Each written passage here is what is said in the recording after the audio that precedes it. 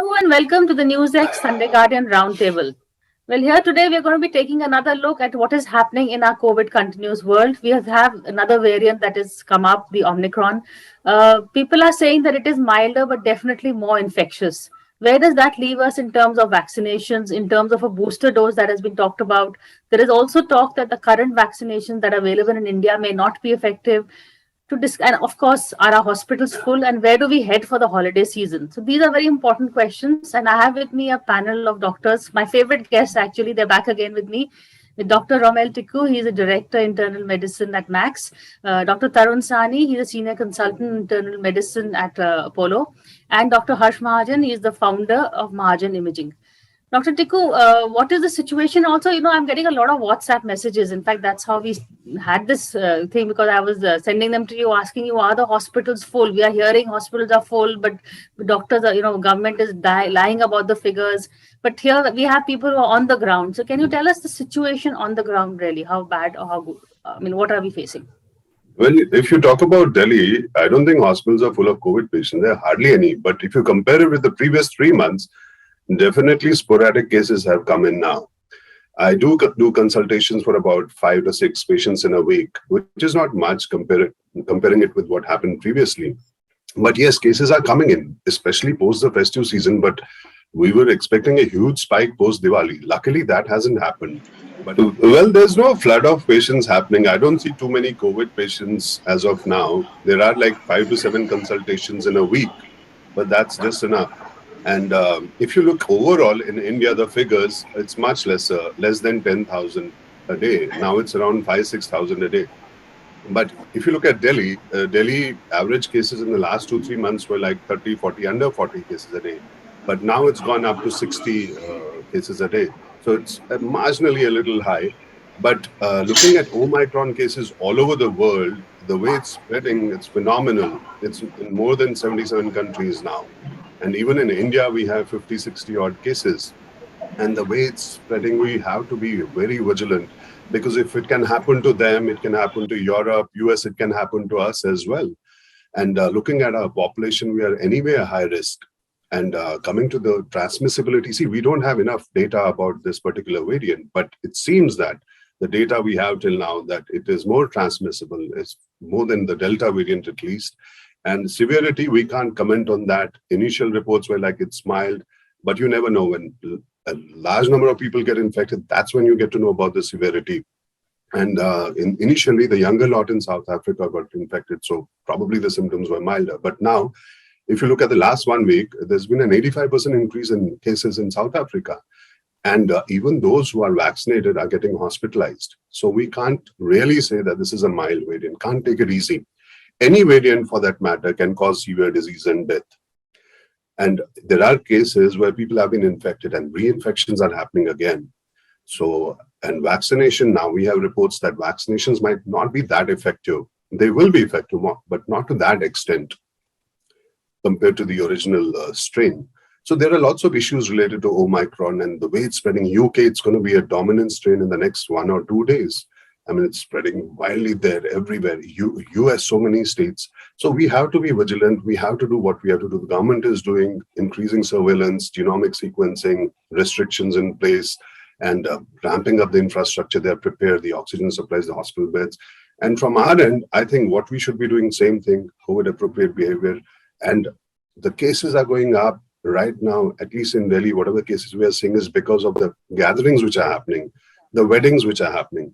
We have to be extremely careful, avoid large gatherings, avoid poorly ventilated spaces, avoid unnecessary travel, because that's how the cases spread. And Omicron is more transmissible. We have enough data on that right now. And it might lead to a spike, surge in cases. And looking at our population, if the numbers go up, then there will be increasing number of cases. There might be people who get severe disease also, and that leads to overwhelming of the system, which happened in the second wave. So from our end, I would say right now we're doing well, but we don't have to let our guard down. Cases are a little more in Delhi. Overall in India, situation is much better, but keep doing what you're doing. You never know what is in store. The virus is here to stay for another year or so. And vaccination is the key. People who have not been vaccinated should go for vaccination. There should be no hesitancy. We've done almost, I think, 134 crore doses, which is huge till now. And in the coming 2-3 months, I think the focus should be on covering 80% of the population. We have done, I think, about 55% is fully vaccinated in India. Make it 80%, and then the risk will be much lower. Dr. Sani, what is the situation on ground? Do you agree with what Dr. Tikku has said, and the fear of it spreading and becoming worse? Right now we are saying it's mild, but it's hugely infectious. I think firstly, when we look at the numbers, I mean, there is an increase in respiratory diseases which occurs this time of the year. You have cough, colds, influenza, flu kind of symptoms. So my personal view is that we are not, the sample size is not enough. So we may actually have a lot more COVID in the community than those which are being detected and coming forward. So, if you're getting 5,000, in a day in, say, a country, in a city like Delhi, maybe the actual numbers are much higher and a lot of them are not coming forward for testing. Maybe because the disease is not severe. So that could be, one thing to put with numbers. Practically on the ground, I think most of us, even now, like I'm treating 3 patients on COVID, 2 through virtual consultations and 1 who was admitted into the hospital only as a precautionary measure because he was 75 years old, he's a diabetic, and the family was more comfortable.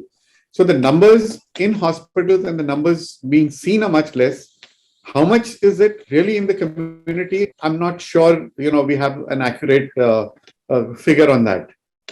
Second comes in, that is in terms of numbers. Then comes in, what are we talking about? Severity. Our current assessment is that it's not severe. The global experience is showing it's not severe. The numbers have gone up, but they're not being rushed into hospital. The number of people in ICUs are not higher. They're not enough. They're not people on ventilators. So I think the severity of this current variant is not as severe as the Delta one, which had us during the second wave. I think the major concern globally and epidemiologists, etc., is that every time there's a replication, as the R factor increases, the possibility of a new mutant coming up, and that mutant could actually be much more powerful than the Omicron, like what happened with the Delta variant. So I think we need to, restrict that R factor. Don't let the R factor, the replicating factor, go up. And for that, all measures need to be imposed as strictly as if we were in the middle of a pandemic.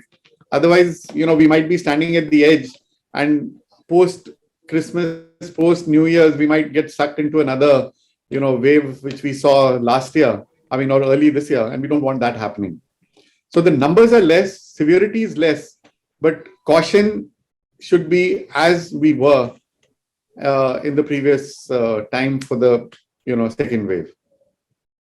Caution, Dr. Mahajan, includes vaccinations. So where are we on the vaccinations? Because I don't see the government ordering any new ones. I don't think India will go on for that booster dose. We already have Poonawalla saying that he's got no fresh orders.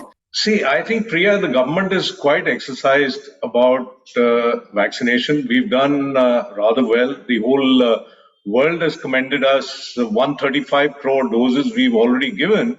Of course, there are still segments of the population that are completely uncovered, especially children below 18 years of age. And with schools opening up, I think that is one segment which needs to be vaccinated rather quickly. But again, you cannot go in without having adequate data regarding safety and efficacy. Safety most importantly. There are 3 or 4 vaccines. The Zydus CoV-D has already been approved for children above 12 years of age. There's been a provisional approval which has been given for Covaxin for children between 2 and 18, but still the drugs controller has to take a call on it. And there are a few others that are on the anvil. So I think this is one segment of the population that needs to be covered ASAP. Second is those nearly 12 crore people who are overdue on their second dose. We know that nearly about 55% have received the second dose amongst the adult population, and about 85% one dose. Those laggards, those people who now think COVID is gone, they need to quickly come and get the second dose. And then we come to the boosters. Now, it's still initial early days as far as the Omicron variant goes. But if we look at what's happening in South Africa, as has been told by Dr. Tikku, and also if we see more importantly UK, where in 2.5 days the numbers are actually doubling. And that is also maybe because they are very, very diligent about testing. And nearly all the positives are going for genome sequencing, and that's how they are able to pick up. But that actually is a fact. Doubling in 2.5 days, R factor, which is above 12, may even be 20. Their boosters actually have become important. And what we learn from the other countries, especially UK, where they have majorly given AstraZeneca, which is the Covishield that we've had in nearly 88% of the Indian population, there they are saying for a booster, they, instead of using Covishield, are using Pfizer. Of course, we do not have the luxury of the Pfizer vaccine here, because of several factors. But I would say the government actually needs to look at what we have available, and probably in those amongst the frontline and the healthcare workers who actually got the vaccine in the early January, February is when many of them got the second dose. March, April is the least. And we know that things flag down, the neutralizing antibodies wane after 6 months. These people are now 8, 9, 10 months down the line. So they need to be looked at. Then the vulnerable population above 60 years of age who actually have chance of getting severe disease, they need to be looked at. But at the same time, we cannot lose sight of the fact that a large part of the population hasn't had 2 doses. And the youngsters, the children, haven't had even a single one. So it should not be that boosters come at the cost of primary immunization. That should go on, and the boosters can be brought in. I'm sure the government is conversant. Yesterday, the government has said that our vaccines, at least the 2 doses, do not work as well against the Omicron variant, and hence a booster becomes necessary. And again, I will say that all these 3, baskets of immunization can go hand in hand, because thankfully for us, because the vaccine is produced in India, there is no shortage of the vaccine. Dr. Tikku, slight mixed messaging. Are our current vaccinations not working? I've also read that you need an mRNA vaccination. So what should, should we then look for the new vaccinations or push for that booster dose? Because we do have enough vaccinations. See, current vaccines are working, and they might work even against the Omicron, but not to that extent. But see, we don't have the luxury of mRNA vaccines here, as Dr. Mahajan rightly said. So we can't go for that. Whatever we have to do with that. But right now, I think the focus is on giving the second shot to those who need it and covering the majority of the population, say 80% of the population in the next 2 months with 2 shots. So right now, that's the reason why the government is not focusing on the booster doses. And mind you, there is not enough data till now that the 3rd booster will protect you from Omicron. It's too early to say that. So the focus should still be on giving the 2nd shot. And at some point, I do agree that we might need a booster shot which will protect us, because the immunity does wane over 6 to 9 months.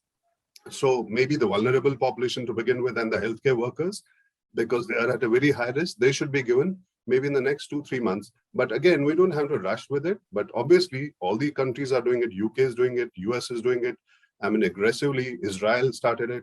Now, booster shots do have a place in COVID, especially with this new Omicron variant spreading all over the globe. So I would say we can wait and watch. There is a need for it, but maybe not immediately. Cover 80% of the population and then go for it. And when it comes to Omicron, I think these vaccines might not prevent you from getting infected, but I'm sure they'll protect you from getting severe disease and death. And that's what the vaccines are meant for. They might not be 70, 80% effective. Maybe they are 50, 60%. But that's not, that's also much. I mean, that's enough for us to prevent hospitalization and death. So go for the vaccination. There should be no hesitancy at all, I would say. repeating for the past 2 years. But Tarun, the other argument is that is now, because this is a mild variant, is the pandemic now becoming an endemic? I know, in fact, that is really the first thing when I think of immunization. One has to look at the overall perspective of when do we think we will achieve herd immunity, or are we reaching there now? So that's one question, which is why it's important to keep pushing for vaccine. But I mean, we don't need to get the 100% population vaccinated with 2 doses across, because besides the one who have been vaccinated, even if you take the vaccinated group, you have a vaccinated group which has also had COVID. So technically, they've had a 3rd dose. I mean, the first dose was the disease, then you had 2 doses. So maybe that's the 3rd booster. So you've taken 3 boosters in any case. I mean, that's a discussion, argument point. So there may be a large population which has had COVID, but not vaccinated. So they may actually have had immunity because they got exposed to COVID.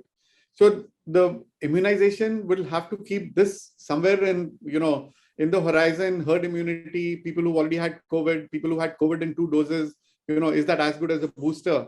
So those are some issues which need to be addressed a little more clearly. I don't think we have the answers to it. The second thing which you said, that are we heading for are we reached a pandemic? On the booster dose, on the booster dose, there is this again argument. On one side, we believe or we hear that the booster will not protect you against Omicron, the new variant. But we are pushing for boosters saying it will protect you against a severe disease. So there is some sort of a confusion in our heads, Is it going to help me to protect me from Omicron? No, it may not. Or will it help me against severe disease? If it's not protecting me, then how is it going to protect me from severe disease? So I think those are some confusion. And to add to that is this global scenario where we are talking of vaccine hesitancy. But you've got Europe countries, people are on the streets where there is vaccine resistance. There is complete resistance to vaccine. They say, we don't want vaccine. Let the disease come. Let us be exposed. Let us get immunity. Why are you forcing us to take it? And the last point on immunization from my side is all of us have at least a couple of people known to us, either, patients or friends, etc., who post the vaccine have still got lingering symptoms, occurring, whether it's joint pains, whether it's, fever, myalgia, confusional states in mind. So that again is not helping the cause of, saying, please take the booster, because you're always hearing about somebody, I took the booster, after that I've got joint pains. So I think within this thing, the initiative to push immunization is definitely important, because we want a larger and larger part of the community till we can, breathe back and say we've got herd immunity and we don't need to worry about the immunization. So there are still some, gray areas in this whole, immunization story, which will, I think, hopefully clear up in the next coming weeks and give clarity as to what direction we should take. But Dr. Mahajan, also this travel bans, we've stopped all scheduled international flights for a month. Does that help? Because travel bans only delays, I think. Does it help at all? Because the Delta variant still came in despite the travel bans. Yes, it did come in, but it did mitigate the situation to some extent. When we know for sure that there are certain countries where, the number of the new variant is much higher. So what the government has done is not actually a ban, even in these high-risk countries for Omicron. What they've done is that when you come in, you need to have another test at the airport. And if found positive, you are isolated in mostly a government facility, some select private facilities. And then their samples are being sent for genomic sequencing to find out whether it's the Delta variant or it's the Omicron variant which they are infected with. And the Omicron variant people are then kept separately. So I think this is a necessary thing, much as we would have liked the opening up. But the opening up, which was to happen on the 15th, I think the government has done the right thing by at least looking at the higher risk countries and restricting to some extent free inward ingress of passengers. As I just came back recently from the US, and it was pretty simple. Of course, you needed to fill a form which you had to show, and also needed prior RT-PCR negative report. For those coming from high risk, they will also be actually tested at the airport before they are left to go. So I think it's the right thing. But you could take, what Dr. Sani had said about the after effects of vaccinations. There are, a lot of people are complaining of certain, whether shoulder pain, joint pain. How worried are you about that, or is that normal for any vaccination? Well, post-COVID syndrome is common. We see patients with COVID who come to us 3 months, 6 months down the line with headaches, myalgias, body aches. Post-vaccination, we do see patients complaining of even fever for some time, joint pains, as Dr. Tarun said, and even some sort of vague weakness, fatigue. These are common, but I don't think they last beyond a month or two. That's my clinical experience. Post the COVID infection, yes, we do see post-COVID syndrome, which can go for 3 to 6 months. Post-vaccination, they do have side effects. If you compare it with a flu vaccine, flu doesn't give you so many symptoms, but this does. But again, I don't think it goes beyond 1 or 2 months. I haven't seen any major issues with vaccination as such, which initially we thought could be the case. And even the reports that came from UK initially with Covishield of DVT, pulmonary embolism, or for that matter, any other major side effect, that is not happening here. And see, 135 crore people have been vaccinated. So if you look at this huge population, then I don't think the side effect profile is bad. I mean, I would say we can take it in our stride. There's hardly anything to worry about as far as the side effects go. But yes, you might have lingering symptoms, maybe in certain cases, not 2-3 months, maybe 3 to 6 months, but that's not deadly. It's not fatal. I mean, you can live with it. You have to see the risk-benefit ratio. You have to see how much does the vaccine help, how many lives does it save. I mean, that's huge number. Compare it with some side effect like a headache, body ache, which might persist for a month, 2 months, 3 months. I mean, we can any day take it. So vaccination is still the key, and we should focus on that. We've seen all over the world what vaccination has done. And it does, as I said earlier, you might still get it, but it does prevent you from severe disease. There's a lot of hesitancy.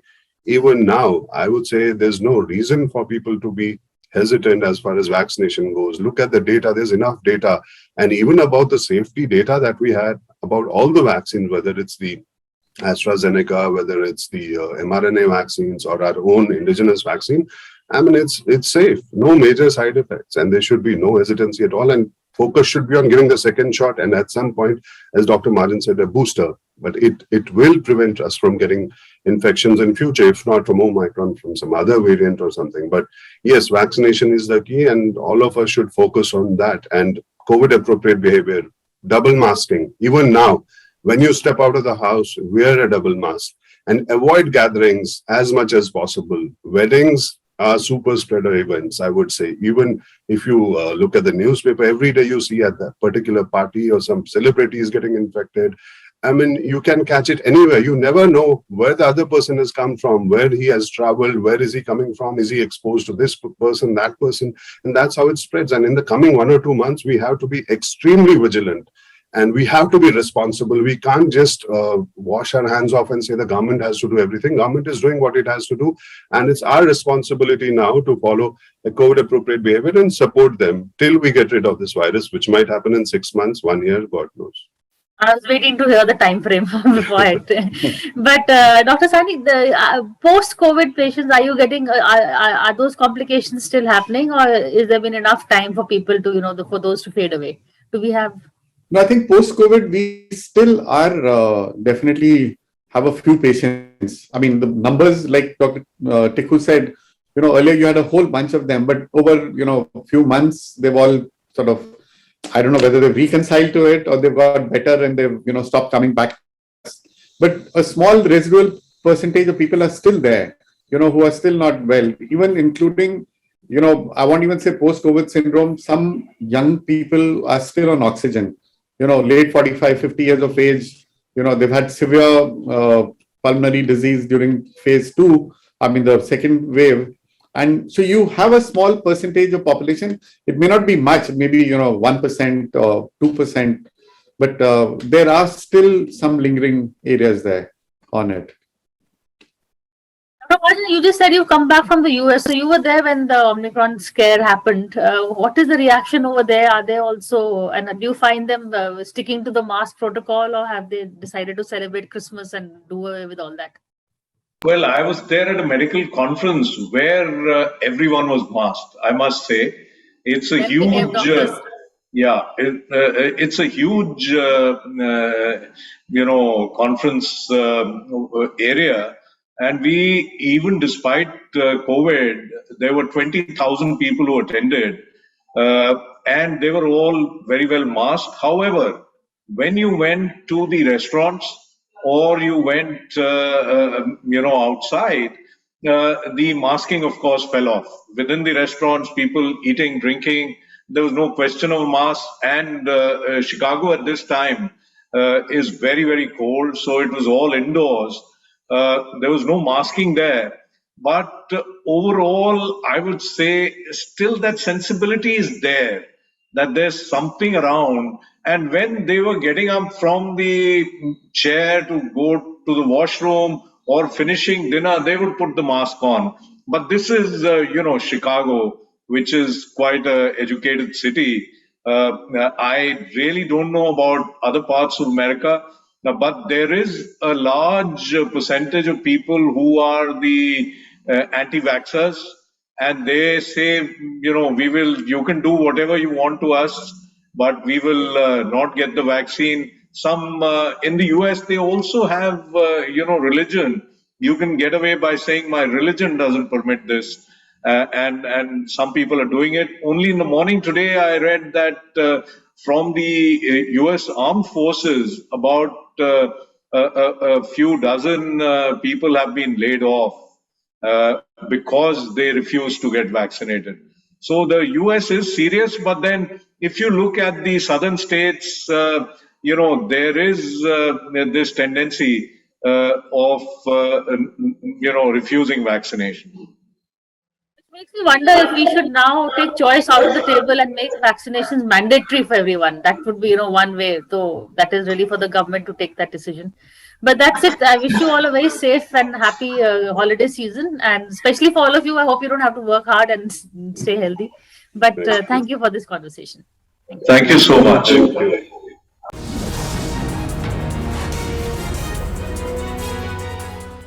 For more such videos, subscribe to the NewsX YouTube channel, hit the bell icon.